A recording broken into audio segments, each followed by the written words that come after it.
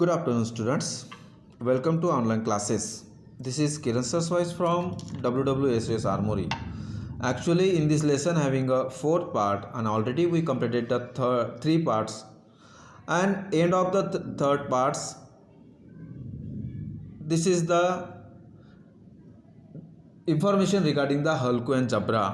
And Halku faced the fire there, and actually Jabra barked as though to say, "How could I feel? I feel cold now." Till here we completed the in the last video. Now see the fresh part number 4 in this spirit. So students, open your page number 31st. We have to page number 30. We have to discuss about the fourth part. The leaves well are born up. सारे के सारे leaves जलकर राख हो गए.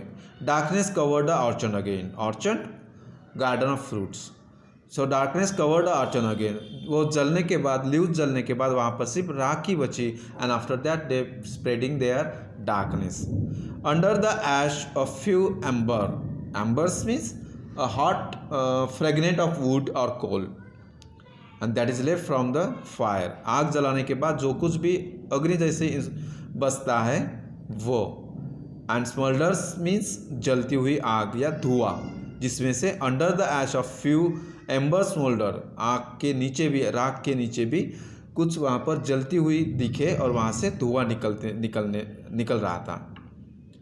And when a gust of wind blue over them they steered up briefly. जब हवा का झोंका आता था तो वो और धक धक करके वो निकल आती थी. देन फ्लिक आउट अगेन, और वो जलती थी. Halku sat by the warm ashes. Halku sat by the warm ashes. गर्म राख के आसपास ही हल्कू बैठा हुआ था. एंड हमिंग अ ट्यून, एक ट्यून बजाते हुए वहाँ पे बैठा हुआ था. The fire had warm him through. The fire had warm him through, but as the cold began to spread he fell drowsy. उस एस के साथ साथ बैठते हुए वो वार्म ले रहा था, फिर भी वो ठंड बढ़ने के कारण अब उसको सोने जैसी कंडीशन हो गई थी. Half asleep. Drowsy means feeling sleepily. अब उसने सोने का दिल कर रहा था क्योंकि ठंड के कारण. Okay, now see next. Jabra gave a loud bark and ran toward the field. Jabra जोर से भौंकने लगा और फील्ड की तरफ भागा. Halku realise that this meant a pack of wild animal had probably broken into the field. इसका हल्कू understand that Jabra is barking means there is a having a pack of a wild animal and broken the field. So that's why Halku give attention there. They might be blue buck. Halku said that they might be blue buck. शायद वो नीलगाय भी हो सकते हैं. They must be grazing.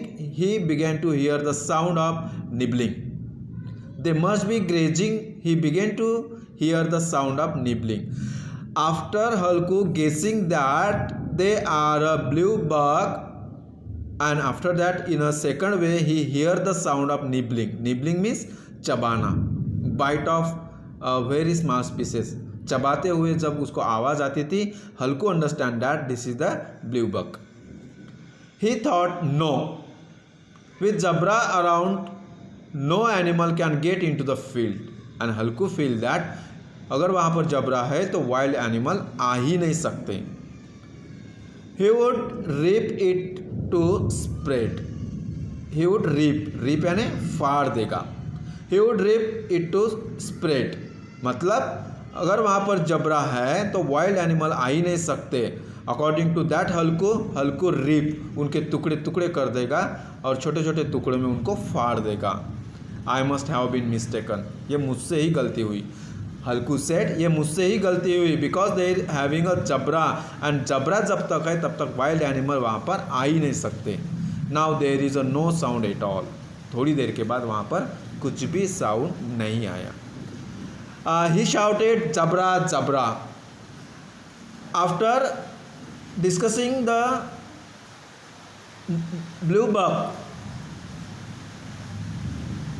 Halku said that there is a having a Jabra and Jabra वहाँ पे है, मतलब वाइल्ड एनिमल नहीं आते, पर थोड़ी देर के बाद आवाज़ बंद हो जाने के बाद जबरा की बार्किंग भी नहीं हुई और वाइल्ड एनिमल का कुछ भी आवाज़ नहीं आ रहा था। That's why Jabra shouted Halku shouted Jabra Jabra. Jabra went out barking and did not come to him. Jabra ज़ोर ज़ोर से भौंकने लगा और फिर कितना भी ज़ोर से हल्कू ने जबरा जबरा कहा फिर भी वो वापस नहीं आया। Then again there was a sound of munching and crunching in the field. और थोड़ी देर के बाद वहाँ पर कुछ खाने की आवाज़ आ गई।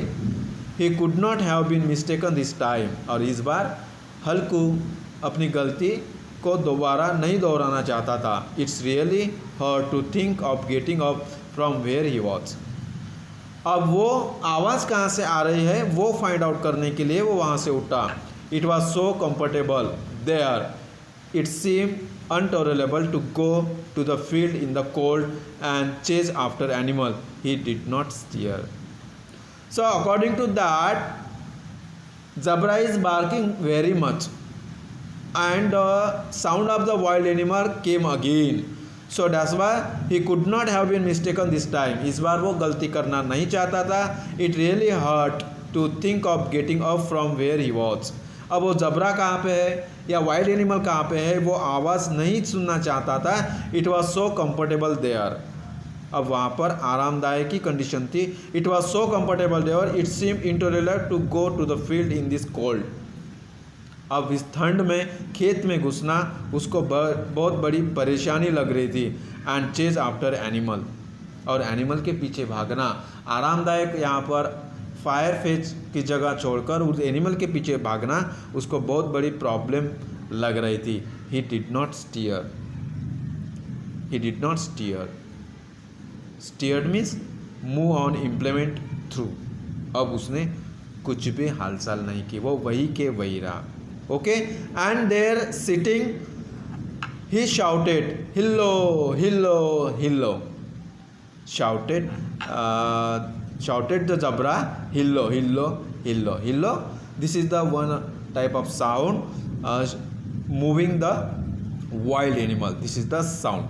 Okay, so students, today we stop here hillo till hillo. I hope you understand properly. Okay, thank you, have a nice day.